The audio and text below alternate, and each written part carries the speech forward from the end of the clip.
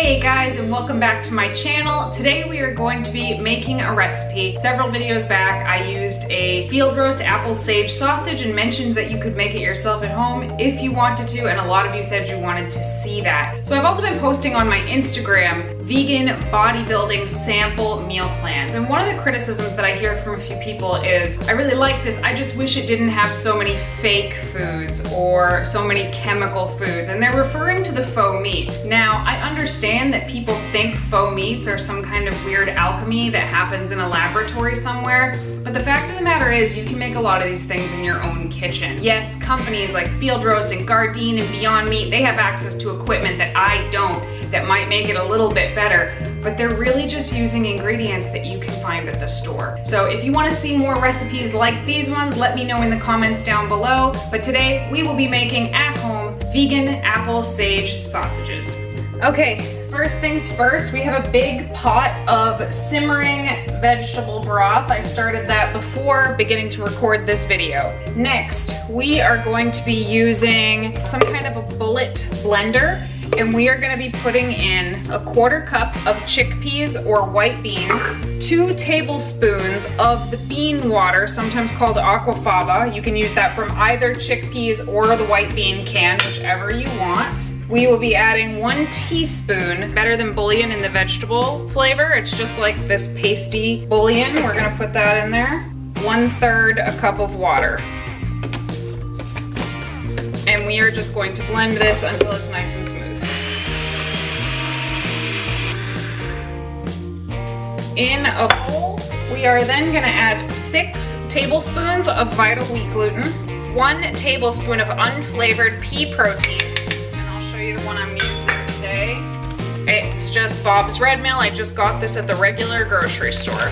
This is the spices we're going to be using. So there is about a 1/2 teaspoon of parsley, a 1/2 teaspoon of poultry seasoning, a 1/4 teaspoon of black pepper, a 1/2 teaspoon of onion powder, and a 1/4 teaspoon of garlic powder. We're going to put that right in there. We're going to stir this up. Now we are going to take our liquid mixture and add it to the dry mixture and mix it well with a spoon. Then we will be adding 2 tablespoons of grated Granny Smith apple. I just grated an apple right into this dish until I had 2 tablespoons, and make sure that you mix that in well.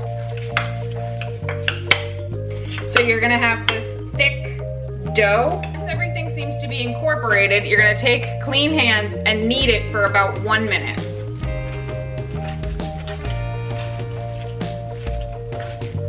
What kneading it does is it activates the gluten and makes it chewier and gives it a meatier texture. So when I'm making baked goods like pancakes, I would never knead it, or cookies, I don't knead them because I don't want them to be chewy and firm. But when I'm imitating a meat, I do, so I will knead it.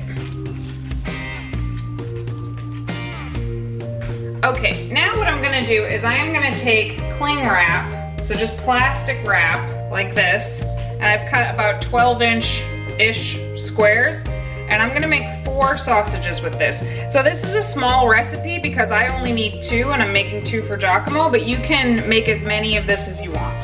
So I'm gonna take a 1/4 of the dough, and I'm gonna roll it into a sausage. It's not gonna be perfect, that's okay. I'm gonna place it at the edge of my saran wrap and make it as tight as I can here. I'm gonna roll it about halfway up, and then I'm gonna twist up the ends really tight and fold the whole thing over, and then keep rolling it the rest of the way. So it looks like this. Okay, and I'm gonna do that with all 4. Okay. So I have all 4 of these. They look like this. They're pretty tightly wrapped. I'm gonna take them and put them in the simmering water. And I am just gonna let that simmer for about 40 minutes and then take them out.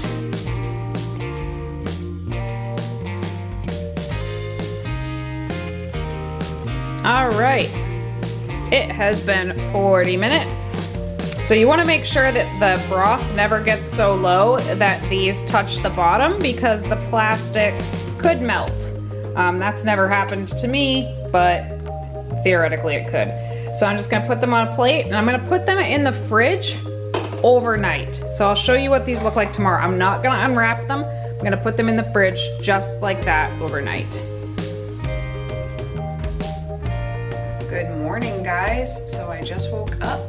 It is Thursday morning and I am doing all of my food prep for the flight tomorrow morning. But I let those sausages sit in the fridge overnight, and this is what they look like right now. I'm gonna unwrap them and show you what I do with them now.